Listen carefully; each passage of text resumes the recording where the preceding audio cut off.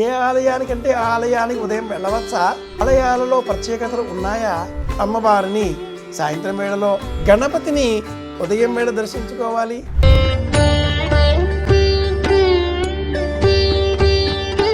శుభమస్తు. శ్రీరామ జయం. అభయప్రదానం, ఆనందదాయకం. అభయాన్ని మనకు అందించేది ఎవరు? అభీష్ట దైవం. ఏ దైవాన్ని మనం మనసులో కోరుకుంటామో, సంకల్పం చేస్తామో, ప్రార్థిస్తామో, నమ్ముతామో, పూజలు చేస్తామో, విశ్వసిస్తామో, ఆ దైవం మనకు అందించేటటువంటిదే అభయం. ఆ దైవం ఉన్న ఉనికి ఏది? ఆలయం. ఆసమంతాత్ లయం ఆలయం. ఆలయానికి వెళ్ళాలి. ఎప్పుడు? ఉదయం లేవగానే. ఏ ఆలయానికంటే ఆ ఆలయానికి ఉదయం వెళ్ళవచ్చా? ఆలయాలలో ప్రత్యేకతలు ఉన్నాయా? ఏ ఆలయానికి ఏ వేళలో వెళ్ళాలి? ఆలయానికి వెళ్ళే సమయాలు, వేళాపాళలు ఉన్నాయా? ఉన్నాయండి అంటుంది శాస్త్రం.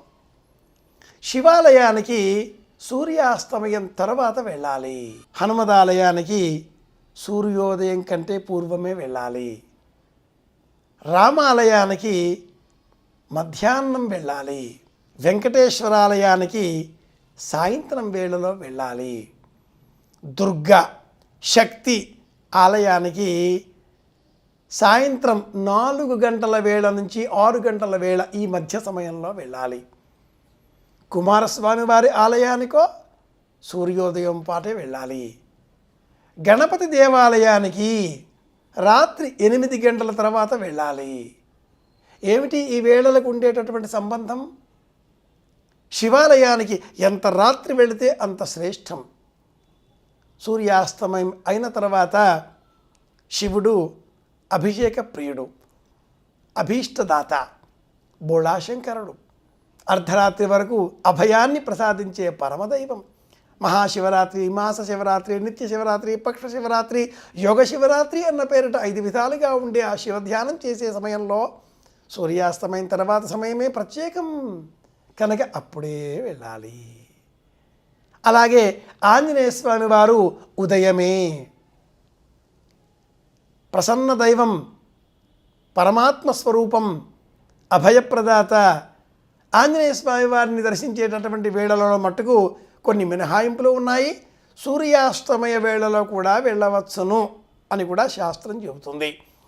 ఇతర ఆలయాలకు సంబంధించి ఆగమ సూత్ర నియమాలకు లోబడి ఆయా దైవాలను స్వామివారి వెంకటేశ్వర స్వామివారిని సాయంత్రం వేళలో దర్శించుకోవడం, అమ్మవారిని సాయంత్రం వేళలో అంటే నక్త సమయం అంటారు. 4:30 నుంచి 4:30 నుంచి 6:30 ఈ మధ్య సమయంలో అమ్మవారిని దర్శించుకుంటే అది అపరాజిత సమయం. అమ్మ అనుగ్రహాన్ని కురిపిస్తుంది, అభయాన్ని అందిస్తుంది, సమస్త విద్యలను కరతలామలకం చేస్తుంది. గణపతిని ఉదయం వేళ దర్శించుకోవాలి. కొండకచో చంద్రోదయం అయిన తర్వాత సాయంత్రం వేళ కూడా దర్శించుకోవాలి. సంకట చతుర్థి వ్రతం చేసేటటువంటి వాళ్ళకు ప్రత్యేకమిది అని కూడా శాస్త్రం చెబుతుంది. ఆసమంతాత్ లయం, కలకాలం ఉండే ఈ ఆలయాలలో వెలిసిన దైవాలను దర్శించుకునేటటువంటి సమయంలో మనం మనస, వాచ, కర్మణ త్రికరణ శుద్ధిగా విశ్వాసంతో వెళ్ళి దర్శించుకోవాలి. పరిశీలించే స్వభావంతో కాదు సుమా, ప్రశ్నార్థకంతో కాదు సుమా.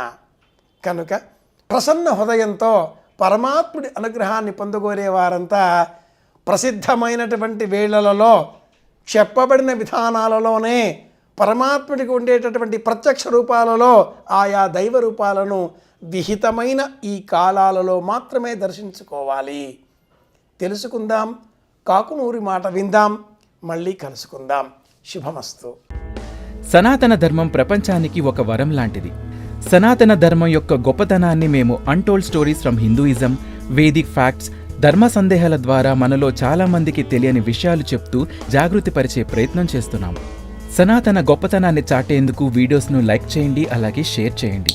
సబ్స్క్రైబ్ చేయడం ద్వారా మాకు సపోర్ట్ ఇవ్వండి. అలాగే మీ అభిప్రాయాలను కామెంట్స్ రూపంలో పంచుకోండి.